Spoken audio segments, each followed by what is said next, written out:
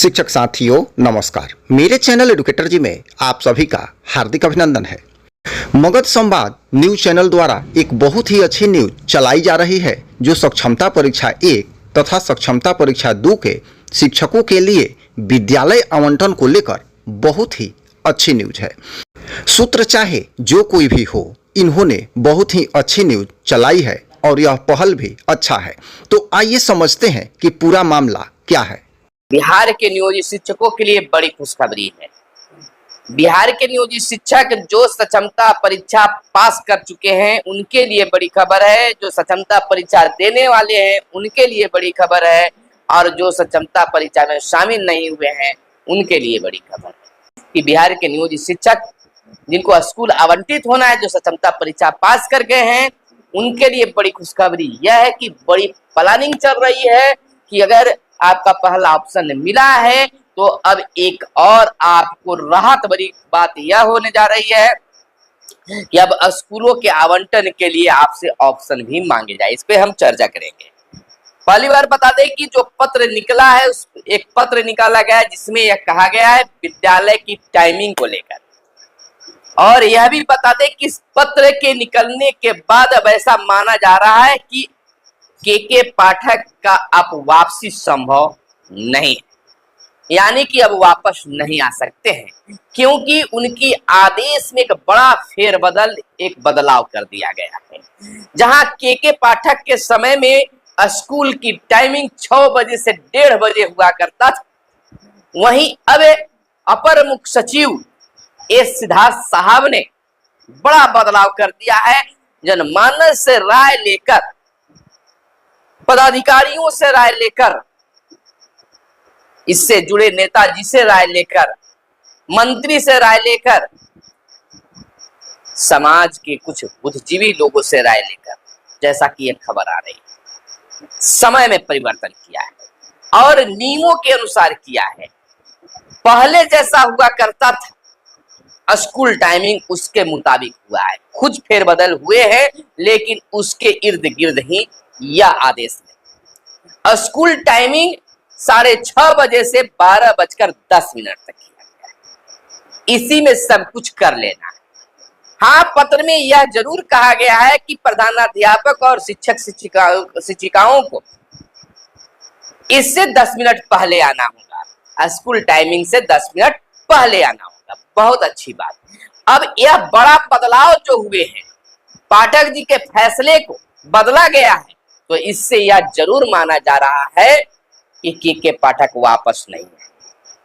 S Siddharth ACS, शिक्षा विभाग के एसीएस ही नहीं बल्कि मुख्यमंत्री के सचिव भी है, मुख्य सचिव भी है। यानी कि जो कुछ भी हुआ है अब उसको भरपाई किया जाएगा। जो लोगों से राय नहीं लिया जाता था, यह जरूर है कि लोगों की दुख दर्द तकलीफों को भी जाना और समझा जाएगा। तो यह बहुत बदलाव बड़ा हुआ है। दूसरी बात हम आपको बता दें कि स्कूल टाइमिंग के बाद एक और बड़ा बदलाव होने की संभावना जताई जा रही, चर्चा है। कई लोगों ने उनके सामने अब प्रस्ताव रखा है कि आखिरकार शिक्षकों को तंग करने से, शिक्षकों को परेशान करने से क्या बड़ा बदलाव हो जाएगा, क्या गुणवत्तापूर्ण शिक्षा में एक और बेहतरी हो जाएगी। शिक्षक चाहेंगे तभी बदलाव संभव है। शिक्षकों के परीक्षा लिया, शिक्षकों ने परीक्षा दिया, ऑप्शन मांगा गया, 3 ऑप्शन भी दिए। प्रथम ऑप्शन बहुत सारे लोगों को मिला है, वो बहुत सारे लोग हैं जो दूसरे जिले में अपने जिले में चले जाएंगे और बहुत सारे लोग अपने ही जिले में रहेंगे। तो यहाँ पर 2 बातें आ रही है, संशय की स्थिति भी बरकरार है, इस पर भी मुहर नहीं लगा है। ऐसा माना जा रहा है कि गृह प्रखंड जो है, उस प्रखंड से नियोजित शिक्षकों को हटा देना है। अब इस पर भी कन्फर्म नहीं है कि गृह प्रखंड रहेगा कि नहीं, लेकिन ज्यादातर चांस है कि गृह प्रखंड मिलने वाला नहीं है। लेकिन एक राहत वाली खबर यह है कि इस पर विचार चल रहा है, लोगों की राय ली जा रही है, मंत्रणा की जा रही है। एक बड़ी बैठक के बाद यह फैसला भी लिया जा सकता है। जैसा कि आप जान रहे हैं कि अभी केंद्र में सरकार गठन, शपथ ग्रहण होना है। इसके बाद बिहार सरकार भी स्थिरता में आएगी। मुख्यमंत्री नीतीश कुमार भी बिहार में बिल्कुल शांत भाव से रहेंगे तो उनके समझ भी ये बातें रखी जा सकती है, उसके बाद ही कोई पत्र या उस पर कार्य हो सके।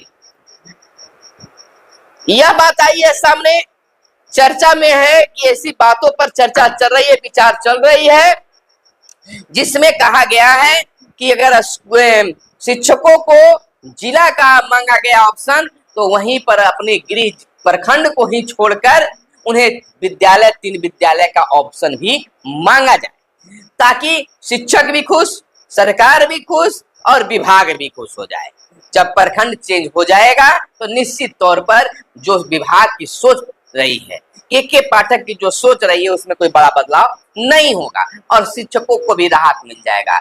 अगर ऐसा होता है तो बहुत सारे शिक्षक जो हैं बिल्कुल परेशान होने से भी बच जाएंगे। अब इस बात पर जितने भी शिक्षक संगठन हैं, अब एसीएस से एस सिद्धार्थ साहब से मिलनी चाहिए और मिलकर यह बातें रखनी चाहिए कि गृह प्रखंड छोड़वा दीजिए, बल्कि दूसरे प्रखंड जिले भर के लिए 3 स्कूलों की मांग की जाए, यानी कि ऑप्शन मांगा जाए, जिससे लोग अपनी पसंद के अनुसार जिले देंगे, प्रखंड देंगे और विद्यालय दे देंगे। यानी अपने जिले में तो हुआ है तो जिले भर के विद्यालयों के लिए 3 ऑप्शन की मांग किया जाए। अब यह पहल शिक्षक संगठनों को करना चाहिए, सही समय पर कार्य को करना चाहिए। जिस प्रकार से कहा जाता है कि लोहा गर्म है तो हथौड़ा मार देनी चाहिए।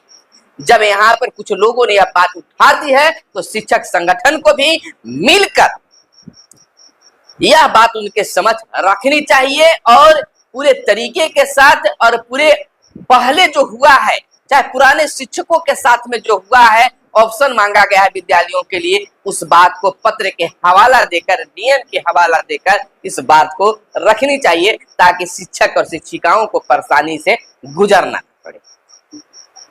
यह भी माना जा रहा है कि जुलाई महीने में सभी शिक्षक नियोजित शिक्षक जो हैं नए विद्यालय में ज्वाइन कर देंगे और सक्षमता 2 की परीक्षा 25 से 30 के बीच में माना जा रहा है कि किया जाएगा, हो जाएगा। ऐसा भी एक सूत्रों के हवाले से खबर आ रही है कि जो अन्य कार्य है पोस्टिंग के लिए वो कर लिए जाएंगे, लेकिन स्कूलों का आवंटन जो है सक्षमता 1 और 2 के साथ में किया जाएगा। अगर 1 को कर दिया जाता है तो 2 को करने में बहुत सारी परेशानियां भी सामने आएगी, यह चर्चा है।